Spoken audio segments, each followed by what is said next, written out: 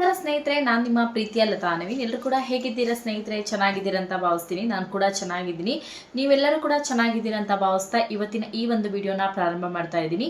ವಿಡಿಯೋನ ಪ್ರಾರಂಭ ಮಾಡೋಕ್ಕಿಂತ ಮುಂಚೆ ಫಸ್ಟ್ ಟೈಮ್ ನನ್ನ ಚಾನಲ್ ನೋಡ್ತಾ ಇದ್ರೆ ತಪ್ಪದೆ ಹೋಗಿ ಸಬ್ಸ್ಕ್ರೈಬ್ ಮಾಡ್ಕೊಳ್ಳಿ. ಹಾಗೆ ವಿಡಿಯೋ ಇಷ್ಟ ಆದಲ್ಲಿ ಲೈಕ್ ಮಾಡಿ, ಶೇರ್ ಮಾಡಿ, ಹಾಗೆ ನಿಮ್ಮ ಫ್ರೆಂಡ್ಸ್ ಆ್ಯಂಡ್ ಫ್ಯಾಮಿಲಿ ಜೊತೆಗೆ ಈ ವಿಡಿಯೋನ ಹಂಚ್ಕೊಳ್ಳಿ ಅಂತ ಹೇಳ್ತಾ ಇವತ್ತಿನ ಈ ಒಂದು ವಿಡಿಯೋನ ಪ್ರಾರಂಭ ಮಾಡ್ತಾ ಇದ್ದೀನಿ. ಸ್ನೇಹಿತರೆ, ಗೃಹಲಕ್ಷ್ಮಿಯರಿಗೆ 25ನೇ ಕಂತಿನ ಹಣ ಖಾತೆಗಳಿಗೆ ಜಮಾ ಆಗಿದೆ. ತುಂಬ ಜನ ಕಮೆಂಟ್ ಮಾಡ್ತಾ ಇದ್ದೀರಾ, ಸೊ ನಮಗೆ 25ನೇ ಕಂತಿನ ಹಣ ಬಂದಿಲ್ಲ, ನಿಜಾನ ಇದು ಗೃಹಲಕ್ಷ್ಮಿ ಯೋಜನೆ 25ನೇ ಕಂತಿನ ಹಣ ಜಮಾ ಆಗಿರೋದು ಅಂತ? 100% ಅಲ್ಲಿ 200% ಗೃಹಲಕ್ಷ್ಮಿ ಯೋಜನೆ 25ನೇ ಕಂತಿನ ಹಣ ಖಾತೆಗಳಿಗೆ ಜಮಾ ಆಗಿದೆ. ತುಂಬ ಜನಕ್ಕೆ ನಾನು ಪ್ರೂಫ್ ಸಮೇತ ತೋರಿಸಿದ್ದೀನಿ. ಆದರೂ ಕೂಡ ಕೆಲವೊಂದಿಷ್ಟು ಜನರಿಗೆ ಇನ್ನೂ ಕೂಡ ಗೊಂದಲ ಇದೆ. ಸೊ ಇದ್ರ ಬಗ್ಗೆ ಪೂರ್ತಿಯಾಗಿ ವಿಡಿಯೋನ ಕೊನೆವರೆಗೂ ನೋಡಿ. ಹಾಗಾದರೆ ನಮ್ಗೆ ಯಾಕೆ ಹಣ ಬಂದಿಲ್ಲ ಅನ್ನೋದು ಕೆಲವೊಂದಿಷ್ಟು ಜನರಿಗೆ ಡೌಟ್ ಇದೆ. ಅದ್ರ ಬಗ್ಗೆ ಕೂಡ ಕ್ಲಾರಿಟಿಯನ್ನು ಕೊಡ್ತೀನಿ. ವಿಡಿಯೋನ ಫಸ್ಟಿಂದ ಕೊನೆವರೆಗೂ ನೋಡೋದನ್ನು ಮಾತ್ರ ಮರಿಬೇಡಿ. ಫಸ್ಟ್ ಟೈಮ್ ನೋಡ್ತಾ ಇದ್ರೆ ಸಬ್ಸ್ಕ್ರೈಬ್ ಆಗೋದನ್ನು ಮಾತ್ರ ಮರಿಬೇಡಿ ಅಂತ ಹೇಳ್ತಾ ಇವತ್ತಿನ ಈ ಒಂದು ವಿಡಿಯೋನ ಪ್ರಾರಂಭ ಮಾಡೋಣ ಬನ್ನಿ ಸ್ನೇಹಿತರೆ. ಮೊದಲನೇದಾಗಿ ಗೃಹಲಕ್ಷ್ಮಿ ಯೋಜನೆ 5 ಕೋಟಿ ಮೇಲೆ ಗೃಹಲಕ್ಷ್ಮಿಯರು ಗೃಹಲಕ್ಷ್ಮಿ ಯೋಜನೆಯ ಪ್ರತಿ ತಿಂಗಳು 2,000 ಹಣವನ್ನು ಪಡ್ಕೊತಾ ಇದ್ದಾರೆ. ಈ ಯೋಜನೆ ಅಡಿಯಲ್ಲಿ ಸಾಕಷ್ಟು ಜನ ಕೋಟ್ಯಾಂತರ ಮಹಿಳೆಯರು ಗೃಹಲಕ್ಷ್ಮಿ ಯೋಜನೆಯ ಫಲಾನುಭವಿಗಳಾಗಿದ್ದಾರೆ ಅಂತಲೇ ಹೇಳ್ಬೋದು. ಅದರ ಜೊತೆಗೆ ಈಗ ಗೃಹಲಕ್ಷ್ಮಿ ಸಂಘ ಅಂತ ಕೂಡ ಮಾಡಿದ್ದಾರೆ. ಈ ಯೋಜನೆಗೂ ಕೂಡ ಸಾಕಷ್ಟು ಜನ ಸಂಘಕ್ಕೂ ಕೂಡ ರಿಜಿಸ್ಟ್ರೇಷನ್ ಕೂಡ ಮಾಡ್ಕೊಂಡಿದ್ದಾರೆ. ಈ ಸಂಘಕ್ಕೆ ಸೇರಿದವರಿಗೆ 30,000ದಿಂದ 3 ಲಕ್ಷದವರೆಗೂ ಕೂಡ ಸಾಲ ಸೌಲಭ್ಯವನ್ನು ಕೂಡ ರಾಜ್ಯ ಸರ್ಕಾರ ಕೊಡ್ತಾ ಇದೆ. ಈ ಸಂಘದಲ್ಲಿ ನೀವು ಸೇರಬೇಕಾಗಿದ್ದರೆ ಪ್ರತಿ ತಿಂಗಳು ನಿಮ್ಮ ಕೈಯಲ್ಲಾದಷ್ಟು ಸೇವಿಂಗ್ಸ್ನ ಮಾಡಬೇಕಾಗತ್ತೆ. ಆಗ ಮಾತ್ರ ಈ ಸಂಘಕ್ಕೆ ನೀವು ರಿಜಿಸ್ಟ್ರೇಷನ್ ಆಗಲಿಕ್ಕೆ ಸಾಧ್ಯ ಆಗುತ್ತೆ. ಹೇಗೆ ರಿಜಿಸ್ಟರ್ ಆಗೋದು ಅಂತಲೇ ಕೇಳೋದಾದರೆ, ನಿಮ್ಮ ಹತ್ತಿರದಲ್ಲಿರುವಂಥ ಅಂಗನವಾಡಿ ಕೇಂದ್ರಗಳಿಗೆ ಹೋಗಿ ಅಲ್ಲಿರುವಂತಹ ಏನು ಟೀಚರು, ಸಹಾಯಕರು ಅಂತ ಏನಿರ್ತಾರೆ ಟೀಚರ್ಗಳು, ಅವರ ಹತ್ರ ಕೇಳಿದ್ರೆ ನೀವು ಗೃಹಲಕ್ಷ್ಮಿ ಸಂಘ ಅಂತ ಮಾಡ್ತಾರೆ. ಆ ಸಂಘಕ್ಕೂ ಕೂಡ ನಿಮ್ಮನ್ನು ಕೂಡ ಸೇರ್ಪಡೆ ಮಾಡ್ತಾರೆ. 30,000ದಿಂದ 3 ಲಕ್ಷದವರೆಗೂ ಕೂಡ ಸಾಲ ಸೌಲಭ್ಯ ಸಿಗುತ್ತೆ. ಆದರೆ ಆ ಸಾಲ ಸೌಲಭ್ಯ ನೀವು ಇವತ್ತು ಸೇರಿದ ತಕ್ಷಣ ನಾಳೆನೇ ನಿಮಗೆ ಸಾಲ ಸಿಗೋದಿಲ್ಲ. ಅದಕ್ಕೂ ಕೂಡ ರೂಲ್ಸ್ ಆ್ಯಂಡ್ ರೆಗ್ಯುಲೇಷನ್ ಇರುತ್ತೆ. 6 ತಿಂಗಳು ಕಾಲ ನೀವು ಸೇವಿಂಗ್ಸ್ ಮಾಡಬೇಕಾಗಿರುತ್ತೆ. ಈ ಥರ ನಿಮಗೆ ರೂಲ್ಸ್ ಆ್ಯಂಡ್ ರೆಗ್ಯುಲೇಷನ್ ಇರುತ್ತೆ. ಜೊತೆಗೆ ಅದಕ್ಕೆ ನಿಮಗೆ ಬಡ್ಡಿ ಸಿಗಲ್ವ ಅಂದರೆ ಬಡ್ಡಿ ಕೂಡ ಇರುತ್ತೆ, ಕಡಿಮೆ ಪ್ರಮಾಣದಲ್ಲಿರುತ್ತೆ. ಜೊತೆಗೆ ಇನ್ನೊಂದು ಏನಂತಂದರೆ, ನೀವು ಆ ಹಣವನ್ನು ನಿಮ್ಮ ಯಾವ ಖರ್ಚಿಗಾದರೂ ಕೂಡ ಯೂಸ್ ಮಾಡ್ಕೋಬೋದು. ಖರ್ಚು ಅಂದರೆ ಏನೋ ಒಂದು ಕೆಲಸ ಕಾರ್ಯಗಳಿಗೋ ಅಥವಾ ನಿಮ್ಮ ಓನ್ ಬಿಸ್ನೆಸ್ಸಿಗೂ ಸಹಾಯ ಆಗಲಿ ಅಂತಲೇ ಇದನ್ನು ಮಾಡಿರುವಂಥದ್ದು. ಕಡಿಮೆ ಬಡ್ಡಿ ದರದಲ್ಲಿ ನೀವು ಈಗ ಒಂದು ಬ್ಯಾಂಕಿಗೆ ಹೋಗಿ ಒಂದು ಸಾಲ ಮಾಡಿಸ್ತೀರಂದರೆ ಸಾಕಷ್ಟು ದಾಖಲಾತಿಗಳು ಕೇಳ್ತಾರೆ. ಹಾಗೆಯೇ ನೀವು ಆ ಸ್ಕೀಮ್ ಮಾಡಿಸಿದ್ರೆ ಮಾತ್ರ ನಿಮಗೆ ಗೃಹಲಕ್ಷ್ಮಿ ಯೋಜನೆ ಲೋನ್ ಸಿಗುತ್ತೆ. ಜೊತೆಗೆ ಈ ಸ್ಕೀಮ್ ಮಾಡಿಸ್ಬೇಕು, ಅವಾಗ ಮಾತ್ರ ಲೋನ್ ಅಪ್ಲೈ ಆಗುತ್ತೆ, ಇಲ್ಲಾಂದರೆ ಲೋನ್ ಅಪ್ಲೈ ಆಗಲ್ಲ ಅಂತ ಸಾಕಷ್ಟು ರೂಲ್ಸ್ ಆ್ಯಂಡ್ ರೆಗ್ಯುಲೇಷನ್ಗಳು ಈಗ ನೀವು ಪ್ರತಿಯೊಂದು ಬ್ಯಾಂಕ್ಗಳು ಕೂಡ ಹೇಳ್ತಾರೆ ಅಂತಾನೆ ಹೇಳ್ಬೋದು. ಒಂದು ಎಕ್ಸಾಂಪಲ್, ನೀವು ಒಂದು 20,000 ಲೋನ್ ಏನಾದರೂ ಬ್ಯಾಂಕಲ್ಲಿ ನೀವು ಮಾಡಿಸ್ತೀರಂದ್ರೆ ಅವರು ಹೇಳುವಂಥ ರೂಲ್ಸ್ ಆ್ಯಂಡ್ ರೆಗ್ಯುಲೇಷನ್ನು ಜೊತೆಗೆ ಅವರು ಹೇಳುವಂಥ ಸ್ಕೀಮ್ಗಳನ್ನ ನೀವು ಡೆಫಿನೆಟ್ಲಿ ಆಗಿ ಮಾಡಿಸ್ಬೇಕಾಗತ್ತೆ.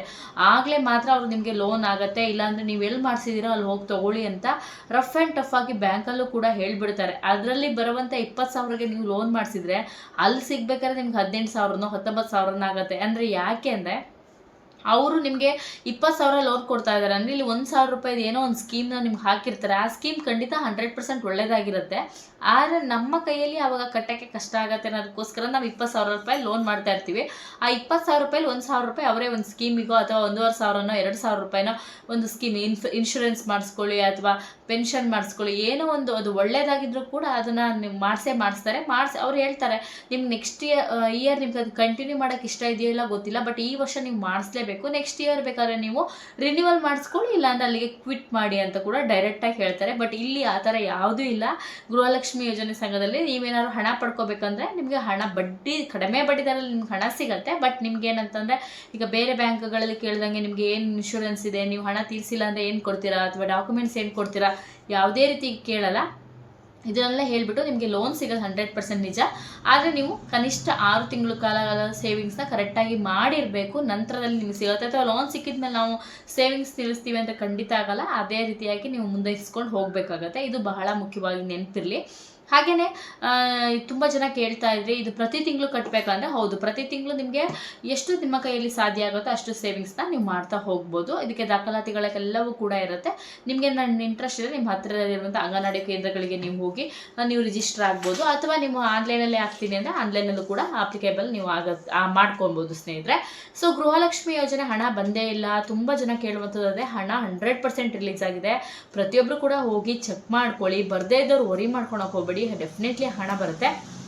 ಇನ್ನು ಕೆಲವರು ಕೇಳ್ತಾ ಇದ್ದೀರಾ, ಸೊ ನಮ್ಮ ಪಕ್ಕದ ಮನೆಯವ್ರಿಗೆ ಬಂದಿದೆ ನಮಗೆ ಬಂದಿಲ್ಲ, ಅಥವಾ ನಮ್ಮ ಅರ್ಜಿ ಏನಾದ್ರು ಕ್ಯಾನ್ಸಲ್ ಆಗಿಬಿಟ್ಟಿದೆಯಾ, ಅಥವಾ ನಾವು ಟ್ಯಾಕ್ಸ್ ಪೇಯರ್ ಆಗಿದ್ದೀವ ಅಂತ ಅವ್ರಿಗೆ ಗೊತ್ತಾಗ್ಬಿಟ್ಟಿದೆಯಾ ಅಂತ. ಸೊ ನೀವು ಟ್ಯಾಕ್ಸ್ ಪೇಯರ್ ಆಗಿ ಅಥವಾ ನಿಮ್ಮ ಹಸ್ಬೆಂಡ್ ಟ್ಯಾಕ್ಸ್ ಪೇಯರ್ ಆಗಿದ್ದರೆ ಅದು ಸರ್ಕಾರಕ್ಕೆ ಇಷ್ಟು ದಿನ ಗಮನಕ್ಕೆ ಬರದೇ ಇದ್ದು ಗಮನಕ್ಕೆ ಬಂದಿದ್ರೆ 100% ಕಟ್ಟಾಗಿರುತ್ತೆ.